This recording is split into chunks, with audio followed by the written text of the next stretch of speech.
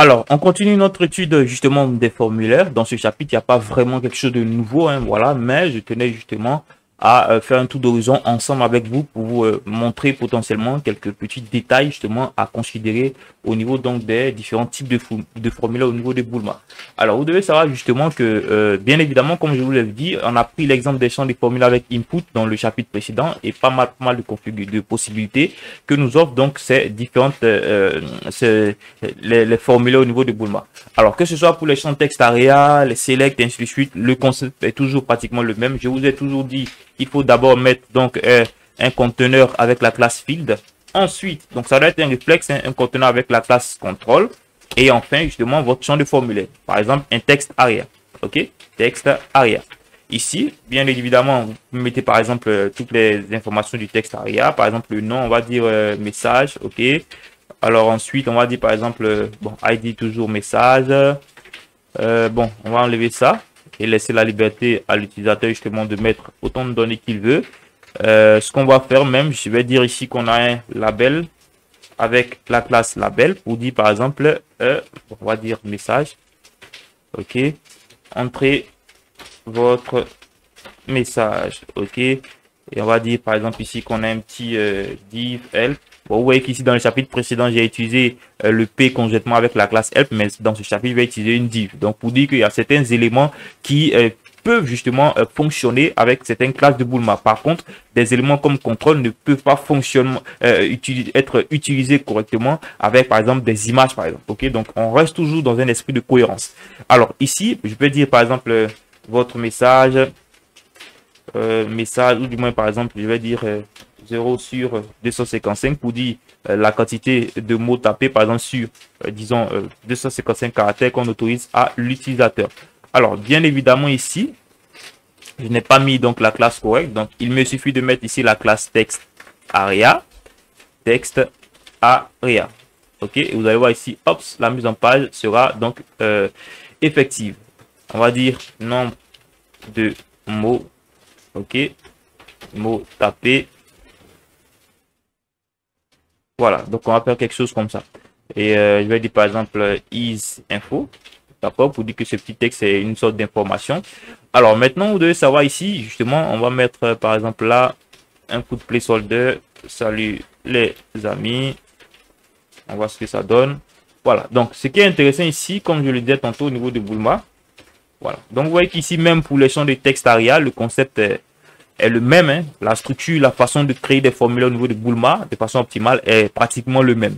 Vous pouvez bien évidemment utiliser les icônes avec les différents éléments comme on a vu au niveau de input. Je crois que c'est tout à fait possible au niveau de Boulma. Alors ici, bon déjà au niveau du input, alors vous devez savoir que justement les concepts de couleurs sont pris en charge également par ici les champs de formulaire texte area. Par exemple, je peux mettre ici is warning.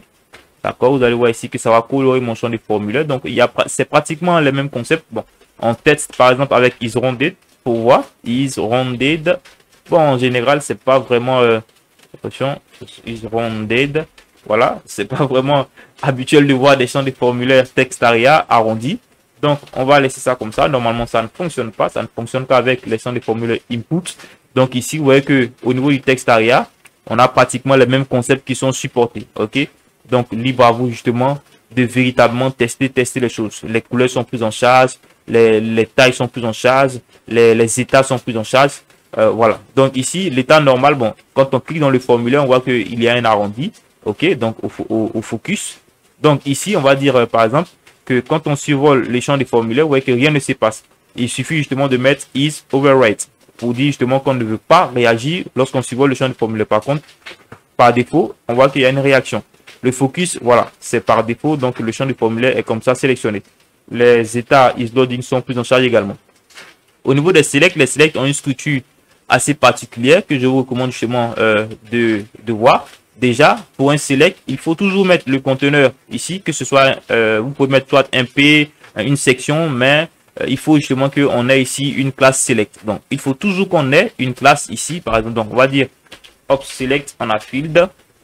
En plus, on a contrôle. Vous voyez qu'ici, c'est toujours le même concept. C'est toujours la même structure de base qu'il faut avoir. Ensuite, vous créez maintenant la structure de votre donc, champ désiré. Ensuite, on a select. Ok, bon, on va dire le nom de la série, c'est par exemple pays. Ok, on va dire, bon, voilà, option ici, value, par exemple, je vais dire and, et je vais mettre ici and. Voilà. Après, vous pouvez toujours mettre les différents éléments natifs au niveau du HTML. Par exemple, le selected pour dire qu'il est sélectionné par défaut. Comme ça, même si je mets une autre option, par exemple ici, CI, donc Côte d'Ivoire, vous allez voir justement que les choses vont être correctement effectuées. Voilà, ici, même malgré que le end vient en deuxième position, étant donné que je l'ai sélectionné par défaut, alors il vient en première position dans mon champ de formulaire ici. Alors, ce qui est intéressant, c'est que vous voyez qu'ici, Bulma donne un petit ajout en termes de mise en forme, mais c'est plutôt assez joli à voir. Ok, donc, grâce à ce concept-là, vous voyez qu'ici, on peut même utiliser toujours les labels. Franchement, c'est pour ça que j'ai voulu revenir là-dessus pour vous montrer justement que c'est effectivement le même concept. Par exemple, je vais dire ici, soit du pays. D'accord?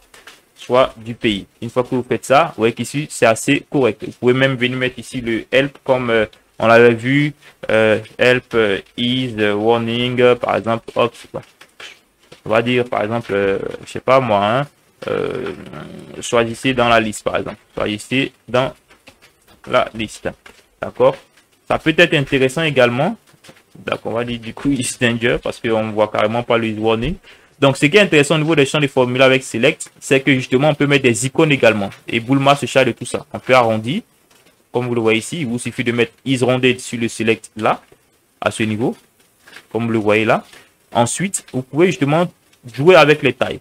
Ce qui est intéressant, comme je disais tantôt, la possibilité de mettre des icônes. Voilà, ça respecte pratiquement la même structure. Au niveau du select, il vous suffit justement de mettre, n'est-ce pas, donc tout juste en bas, d'accord, au niveau de votre élément de select, il vous suffit justement de mettre l'élément d'icône ici. N'oubliez jamais de préciser, donc, ou de prévenir Bulma que vous avez besoin justement de mettre un icône en spécifiant ici le modifieur qui permet soit de placer l'icône à gauche ou à droite, ou bien à gauche et à droite à la fois. Donc, selon quoi vous allez justement devoir mettre la classe qui va avec. Donc, si vous avez mis ici as icon left, mettez justement au niveau de l'icône une classe is left. Si vous avez mis as icon right, mettez une classe is right. Si vous avez mis les deux justement, vous pouvez justement mettre deux icônes, l'un à gauche et l'un à droite. Il suffit de spécifier avec cohérence la classe qui va avec ce que vous avez mis ici au niveau donc du contrôle. Donc, il n'y a pas vraiment grand chose à dire. Hein. Voilà, les checkbox sont très simples ici. Voilà, il vous suffit justement de venir. Ce qui est intéressant, c'est que vous avez évidemment les bouts de code tout juste devant vous. Donc, il vous suffit de venir tester, modifier, ainsi de suite. Voilà, donc il n'y a pas vraiment grand chose à dire. Par contre, au niveau des files, ça peut être intéressant aussi. Voilà, la structure est un peu plus complexe. Donc, c'est pour ça que je vous dis qu'au niveau de Bulma, il n'est pas, vous n'allez pas retenir tout de suite. Vous pouvez justement déjà comprendre les principes, mais ce qui est intéressant, c'est que vous avez les bouts de code et vous pouvez justement copier-coller, ok, et adapter à vos besoins. Et quand moi j'utilise Bulma, c'est ce que je fais en général.